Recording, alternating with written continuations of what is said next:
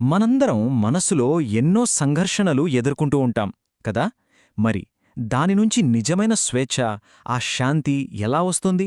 ఈరోజు మనం మనసుకి ఒక అద్భుతమైన ఔషధం లాంటి ఒక శక్తివంతమైన ఆధ్యాత్మిక బోధన గురించి తెలుసుకోబోతున్నాం. సరే, ఒక్క క్షణం ఆలోచించండి. ఒకవేళ ఒకరి పేరు, ఒకరి శరీరం ఈ రెండూ లేవనుకోండి, అప్పుడు అసలు మిగిలేదేంటి? ఈ ఒక్క ప్రశ్న మనల్ని నేరుగా మన అసలు గుర్తింపేంటి అనే చాలా ముఖ్యమైన అంశంలోకి తీసుకెళ్తుంది. మన ప్రయాణంలో మొదటి అడుగు ఏంటంటే, మన పేరు, మన రూపం వీటికి అతీతంగా చూడటం. ఎందుకంటే మనం ఫలానా అని మనం గురించి మనం అనుకుంటాం కదా, దానిమీద మనకున్న ఆ పట్టు, ఆ అనుబంధమే మన శాంతికి అతిపెద్ద అడ్డంకేంట. చెప్పాలంటే అది మనల్ని మన గుర్తింపు అనే ఒక జైల్లో బంధించేస్తుందన్నమాట. అసలీ బంధానికి రెండు ముఖ్యమైన కారణాలున్నాయట. మొదటిది నామబుద్ధి, అంటే మన పేరు, మన హోదా వీటిపట్ల ఉండే అటాచ్మెంట్.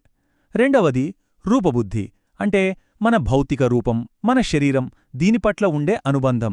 ఈ రెండే మనల్ని ఒక చట్రంలో బిగించి పరిమితం చేసేస్తాయన్నమాట. ఇది ఇంకా బాగా అర్థం కావాలంటే ఒక నది, సముద్రం ఉపమానాన్ని తీసుకుందాం. ప్రతి వ్యక్తి ఒక నదిలాంటివాడు. ఆ నదికి ఒడ్లు ఉంటాయి కదా, అవే మన పేరు, మన రూపం. ఈ ఒడ్ల మధ్యే నది బంధించబడి ఉంటుంది. కాని దైవత్వం అనేది అదొక మహాసముద్రం లాంటిది. శాంతి, ఆనందం, స్వేచ్ఛ వీటన్నిటికీ నిలయం. ఎప్పుడైతే ఆ నది తన ఒడ్లని, అంటే తన పరిమితుల్ని వదిలేసి ఆ సముద్రంలో కలిసిపోతుందో అదే అసలైన స్వేచ్ఛ అంటే. అయితే ఇక్కడ చాలామంది ఒక పెద్ద అపోహలో ఉంటారు. అదేంటంటే మరణం. విముక్తి అంటే చనిపోయాక వస్తుందిలే, అప్పటిదాకా వేచి చూద్దాం అని అనుకుంటారు. కాని అది అస్సలు పరిష్కారం కాదంటున్నారు. అసలు నిజానికి మరణమంటే ఏంటి? ఈ బోధన ప్రకారం అది కేవలం శరీరం నుంచి ఆత్మను వేరుచేస్తుంది అంతే. అంతేకాని మన మనసులో పేరుకుపోయిన భారాల్ని అది శుద్ధి చేయదు. సో ఈ జననమరణ చక్రమనేది మళ్ళీ కొత్త శరీరంతో అలా కంటిన్యూ అవుతూనే ఉంటుంది. కాబట్టి అసలైన స్వేచ్ఛను ఎప్పుడు సాధించాలి? బ్రతికి ఉన్నప్పుడే సాధించాలి. సరే, ఇప్పటిదాకా సమస్య గురించి మాట్లాడుకున్నాం కదా, ఇక పరిష్కారం వైపు వెళ్దాం. అదే మనస్సుకి ఒక ఔషధం. ఇది ఎలాంటిదంటే అన్ని బాధలకి ఒకే ఒక్క నివారణనమాట. చూడండి, మన శరీరానికి ఎలాగైతే రోగాలు వస్తాయో మనసుక్కూడా రోగాలుంటాయి. అవే లోపాలు, బలహీనతలు, రకరకాల నెగటివ్ ఆలోచనలు. నిజానికి ఇవన్నీ మానవానుభవంలో చాలా కామన్.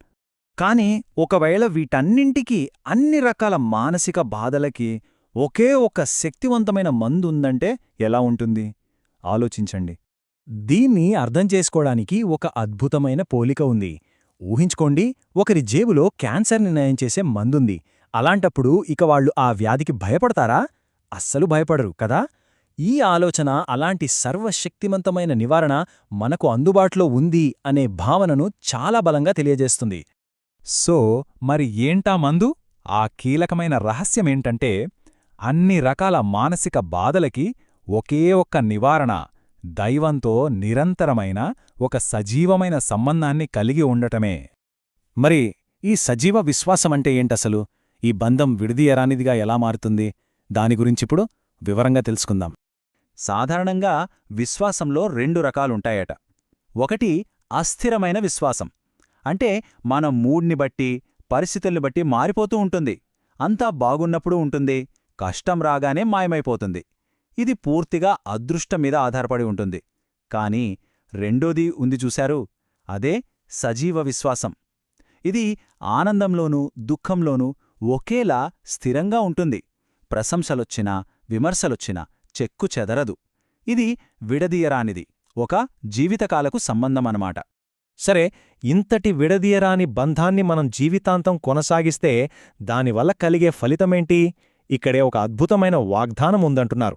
అదేంటంటే మన చింతలు ఇక మనవి కావు, అవి దేవుని చింతలుగా మారిపోతాయి. అయితే ఈ గొప్ప వాగ్దానం నెరవేరాలంటే రెండు షరతులు పాటించాలట. చాలా సింపుల్, కాని చాలా పవర్ఫుల్. ఒకటి, జీవితంలో ఎలాంటి పరిస్థితులెదురైనా సరే ఆ సజీవ విశ్వాసాన్ని వదలకుండా కొనసాగించడం. ఇక రెండోది, మన శరీరం నుంచి చివరి శ్వాస విడిచేంతవరకు ఆ బంధాన్ని అలాగే నిలబెట్టుకోవడం. ఈ రెండు షరతులు ఎప్పుడైతే మనం పాటిస్తామో అప్పుడు బాధ్యతలో ఒక అద్భుతమైన మార్పు జరుగుతోందట. అదే ఆ అంతిమ వాగ్దానం. ఏంటంటే మన చింతలు దేవుడి చింతలుగా మారతాయి. ఈ బోధనలో అన్నింటికన్నా శక్తివంతమైన మాట, గొప్ప భరోసా ఇదే. సరే, ఈరోజు మనం తెలుసుకునే ఈ అద్భుతమైన విషయాన్ని ఒక ప్రశ్నతో ముగుద్దాం. జీవితాంతం ఎలాంటి పరిస్థితుల్లోనైనా సరే మనం పట్టుకోగలిగే ఆ ఒక్క బంధం ఏంటి? ఈ ప్రశ్న ఈ బోధనలోని సారాంశాన్ని మన జీవితాలకి ఎలా అన్వయించుకోవాలి అనే దానిపై మనల్ని లోతుగా ఆలోచింపజేస్తుంది.